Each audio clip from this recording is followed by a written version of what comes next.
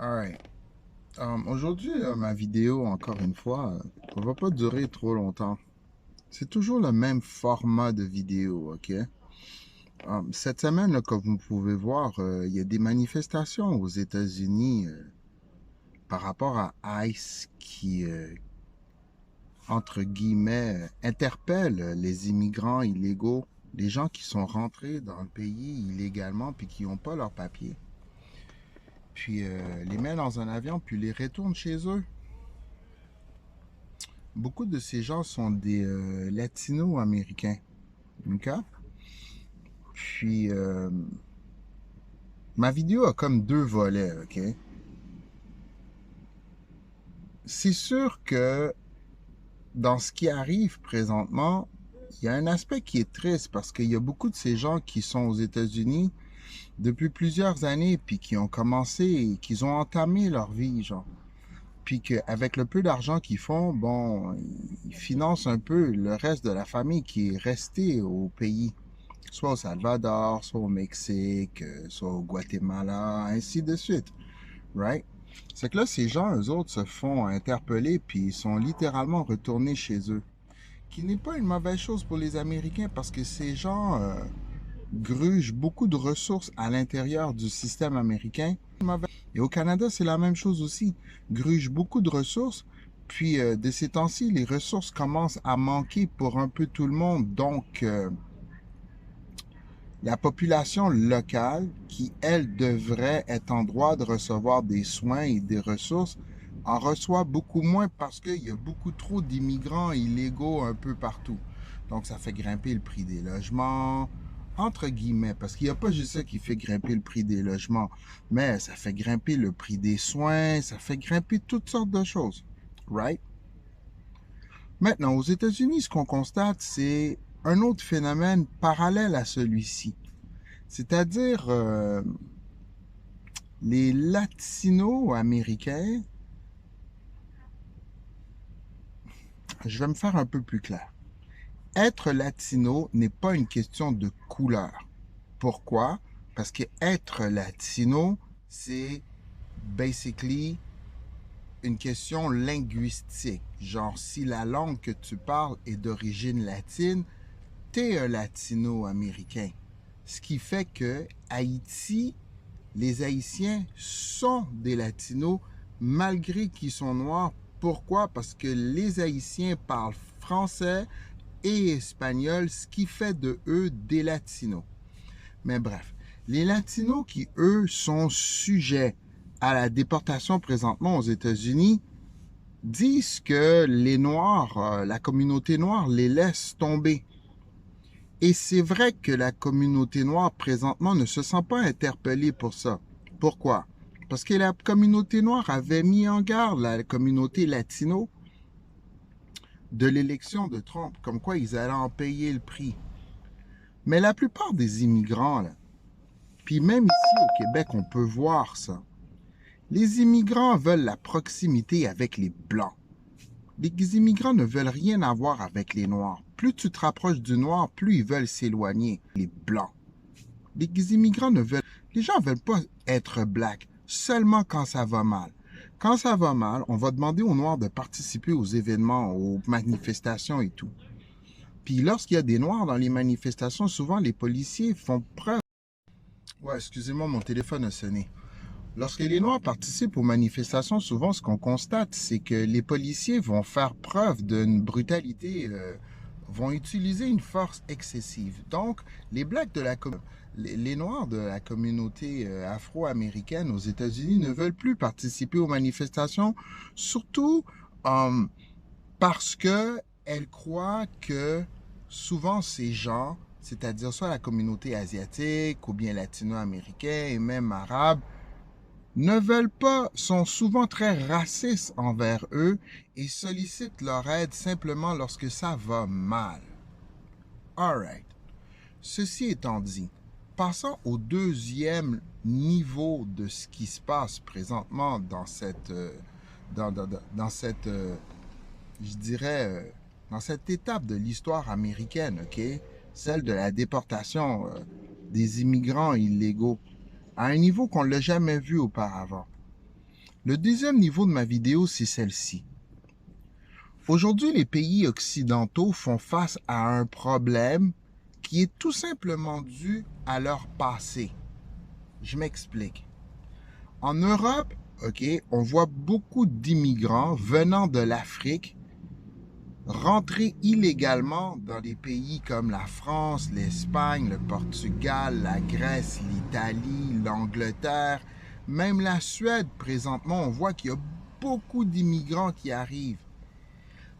Ces immigrants-là, souvent, ne partent pas de chez eux par pure volonté. L'exploitation systématique des ressources des pays d'Afrique a causé tout ça. All right?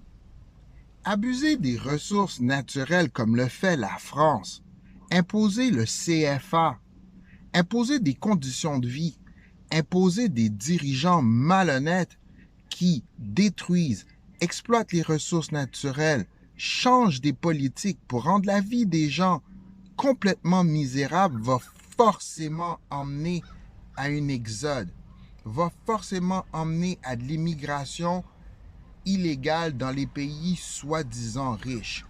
Aujourd'hui, ce qu'on constate, c'est juste un retour du balancier. Si les pays occidentaux cessaient, et ça, je sais que ça ne va pas arrêter parce que malheureusement, pour eux, les pays africains sont riches en ressources naturelles, des ressources auxquelles on a besoin pour construire des ordinateurs, des tablettes, des téléphones cellulaires et toutes sortes de bébelles technologiques. Si les pays occidentaux cessaient l'exploitation des pays tels l'Afrique, il y aurait beaucoup moins d'immigration illégale. Donc, les Blancs, entre guillemets, se plaindraient beaucoup moins. Le problème qu'on voit aujourd'hui, ce n'est pas un problème qui va arrêter. C'est un problème qui va se perpétuer. Et j'ai l'impression qu'il y a une volonté en haut de la pyramide qui veut que ça arrive de façon à ce que tout parte en couille puis que le système implose de façon à pouvoir établir de nouvelles règles. Plus de surveillance, un seul dollar et un seul peuple. Je ne veux pas prononcer le mot parce que ce mot-là peut m'emmener une sanction au niveau de YouTube. Mais bref, si toi, t'écoutes ma vidéo et t'es soi-disant un blanc, dis-toi que 500 ans d'exploitation brutale ne peut pas go unpunished. Il ne peut pas ne pas y avoir de conséquences à de l'abus. Des fois, les conséquences prennent du temps avant d'arriver. Ça, c'est comme fumer des cigarettes. Tu ne développes pas un cancer avec ta première cigarette. Tu développes un cancer après plusieurs années de consommation de cigarettes. Et c'est la même chose pour tout. Aujourd'hui, l'Occident est dans un carrefour. L'Occident est dans un carrefour où le retour du balancier est entamé. Est-ce que c'est la fin? Je ne sais pas. Mais c'est pas logique de se plaindre puis de dire ces gens nous envahissent. Ils vous envahissent pas. Ils ne cherchent qu'une meilleure vie. Ils ne cherchent que la même chose que vous cherchez. Prospérer, élever leur famille dans un environnement safe. Toute l'exploitation, comme celle de la France, faire la promotion du terrorisme, payer des groupuscules pour empêcher la sécurité, payer des gouvernements sous la solde comme on voit en Haïti, développer des phénomènes de gang qui fait qu'aujourd'hui les Haïtiens ne se sentent plus safe chez eux. Puis que pendant ce temps-là, il y a des entreprises minières qui sont en train de creuser des trous puis littéralement vider le pays de ses ressources naturelles. Ce processus ne pourra pas continuer sans qu'il y ait des répercussions dans les pays occidentaux. Vous voulez la paix? Arrêtez de creuser. Vous voulez la paix? Arrêtez d'exploiter injustement les plus petits que vous. puis la paix, vous allez l'avoir. Laissez ces pays développer leur propre richesse de façon à ce que leur niveau de vie augmente et qu'ils désirent rentrer chez eux. C'est pas vrai qu'une personne qui habite en Haïti ou qui habite dans un pays comme le Ghana ou le Cameroun, de beaux pays avec toutes sortes de richesses, ont envie de venir habiter en France ou en Angleterre ou au Canada. C'est pas vrai, ça. Il fait beau chez eux, leur pays est beau, il y a la plage, il y a tout. Ces gens n'ont pas envie de venir immigrer au Canada, c'est pas vrai. Il n'y a pas aucun immigrant qui quitte son pays là où il fait beau, qui a envie de venir habiter au Canada, là où les gens sont racistes et méchants avec eux. C'est faux. Mais lorsque tu as des enfants, tu dois poser des gestes pour assurer la pérennité de ta famille. Mais bref, on va revenir là-dessus parce que ces manifestations-là, malheureusement, ne seront pas finies. Puis le flot d'immigrants va tranquillement se transporter au Canada.